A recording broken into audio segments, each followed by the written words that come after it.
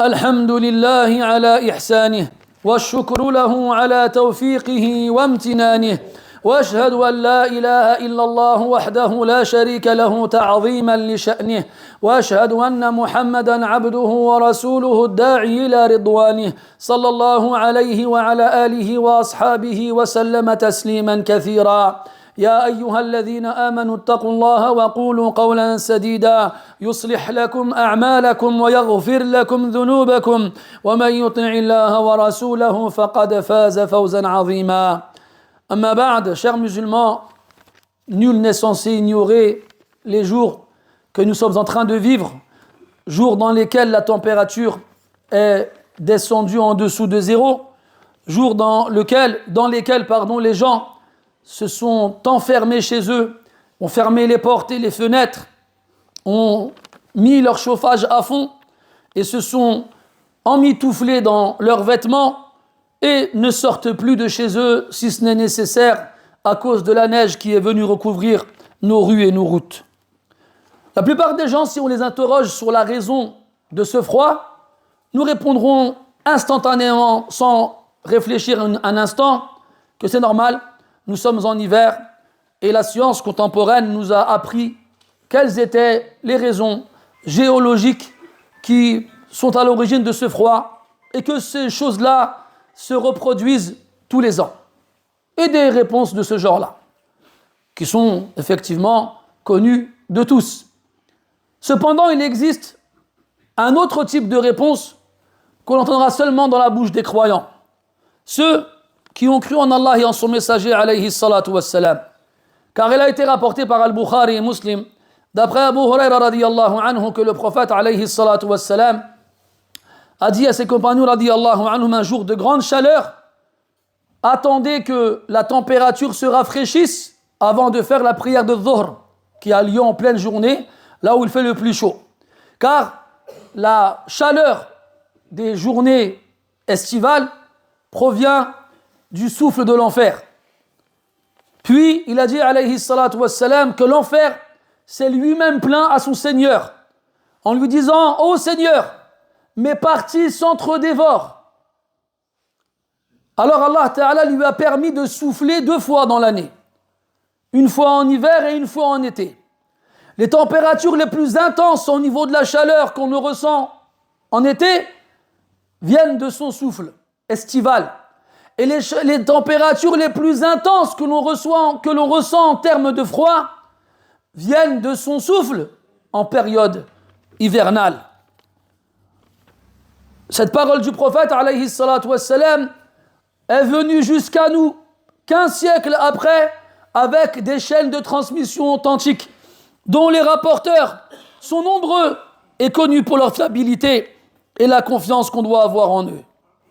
Ces paroles proviennent de celui qui est véridique et en qui on croit et qui ne parle pas sous l'effet de la passion, mais après que ne soit descendue sur lui la révélation. Il est donc obligatoire pour ceux qui croient en l'invisible de croire en cela et d'agir en conséquence. De ne pas seulement y croire et de ne pas agir en conséquence. Car comme les gens, quand il fait froid, font des causes pour se préserver du froid, en fermant leurs portes et leurs fenêtres et en mettant des vêtements chauds et en restant à la maison et j'en passe et d'autres, alors les croyants doivent aussi faire des causes pour se préserver eux ainsi que leur famille du mal, du froid qu'on peut trouver en enfer. D'ailleurs, Allah subhanahu wa ta'ala a décrit les croyants dans le Coran et leur a ordonné de se préserver eux ainsi que leur famille du châtiment de l'enfer. Il a dit subhanahu wa ta'ala: ô vous qui avez cru, ya ayyuhalladhina amanu, qu anfusakum wa ahlikum naran waquduha an-nas wal hijara. Préservez-vous et vos familles d'un feu dont le combustible sont les gens et les pierres. Comment se préserver de l'enfer, du feu qu'on y trouve ainsi que du froid qui s'y trouve? Il y a plusieurs moyens et l'un des moyens les plus importants et les plus efficaces est d'invoquer Allah subhanahu wa ta'ala avec véracité, certitude et persistance. Car il a été rapporté que le prophète alayhi salatu wassalam a dit: lorsque la journée est d'une extrême chaleur et que la personne dit La ilaha illallah, qu'est-ce qu'il fait chaud aujourd'hui? Oh Allah, épargne-nous de la chaleur de l'enfer. Alors Allah subhanahu wa ta'ala dit à l'enfer, un de mes esclaves m'a demandé de l'épargner de ta chaleur. Témoigne alors que je l'en ai préservé. Et lorsqu'il fait très froid, et que la personne dit La ilaha illallah, qu'est-ce qu'il fait froid aujourd'hui? Oh Allah, épargne-moi du froid de l'enfer. Alors Allah Ta'ala s'adresse à l'enfer à nouveau et lui dit un de mes esclaves m'a demandé de l'épargner de ton froid. Je te prends alors à témoin que je l'en ai épargné. Et là les compagnons radiyallahu anhum ils s'étonnent. Ils disent Ya Rasulallah, qu'est-ce que Zamharir? C'est quoi ce mot-là que tu as employé?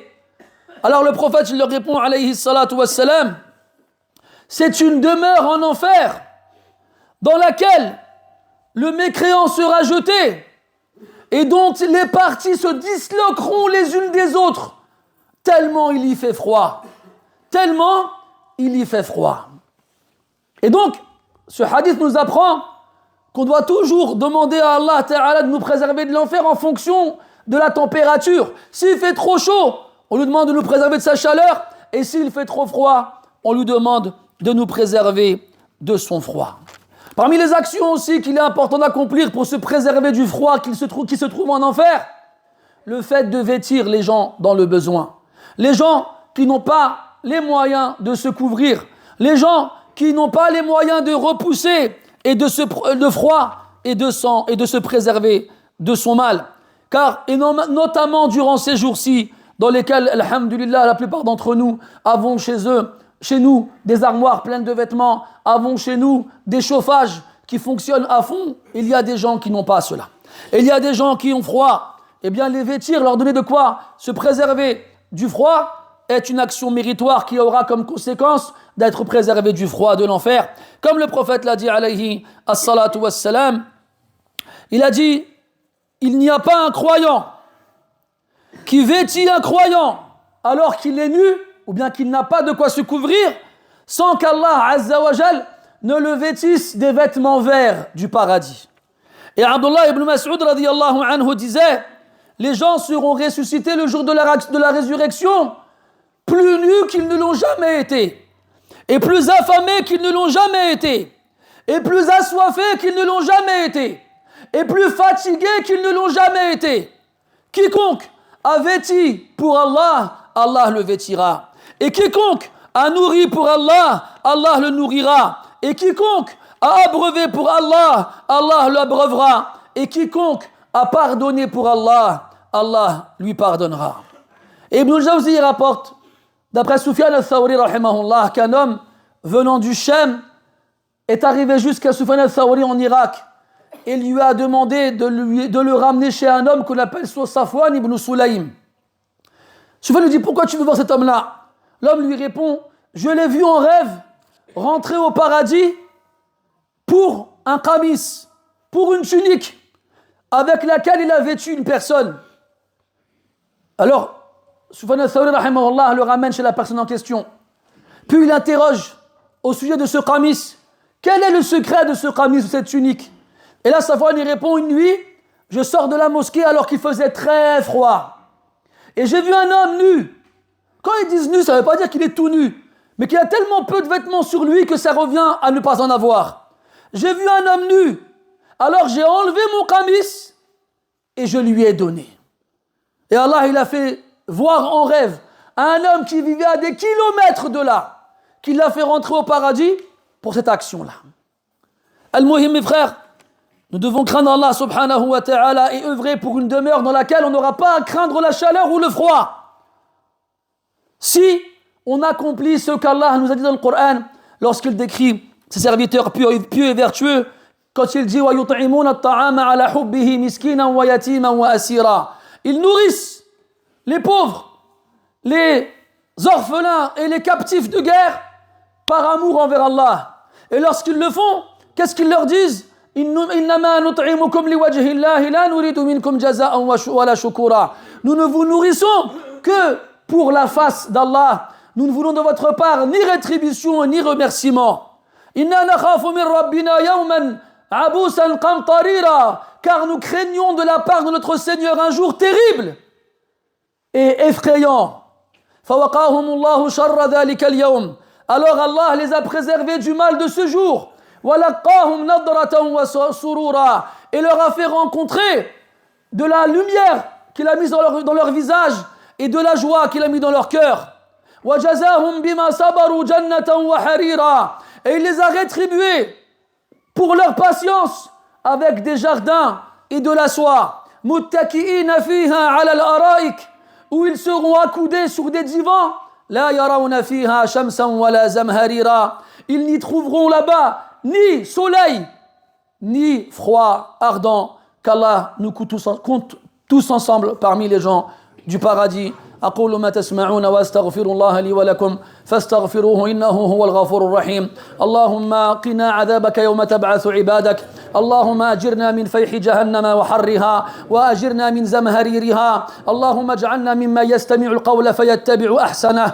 اللهم اجعلنا ممن يكسو عبادك المحتاجين لوجهك، واجعلنا ممن يطعم عبادك المحتاجين لوجهك، واجعلنا ممن يسقي عبادك المحتاجين لوجهك، واجعلنا ممن يعفو يا رب العالمين عمن ظلمنا وعمن أساء إلينا. اللهم إنا نسألك فعل الخيرات وحب المنكرات وحب المساكين، وأن تغفر لنا وترحمنا، وإذا أردت بعبادك فتنة فاقبضنا إليك غير مفتونين. اللهم إنا نسألك الشوق إلى لقائك في غير ضراء مضرة ولا فتنة مضلة. اللهم ارفع الضر عن المتضررين وارفع البلاء عن المبتلين. اللهم كن لإخواننا المظلومين المحتاجين في كل مكان يا رب العالمين، وخص من بينهم إخواننا في فلسطين وفي السودان وفي غيرهما من البقاع يا خير المسؤولين. سبحانك اللهم وبحمدك أشهد أن لا إله إلا أنت، نستغفرك ونتوب إليك. وصلى الله وسلم وبارك على عبده ورسوله محمد وعلى آله وأصحابه أجمعين، والحمد لله رب العالمين. وقوموا إلى صلاتكم يرحمكم الله.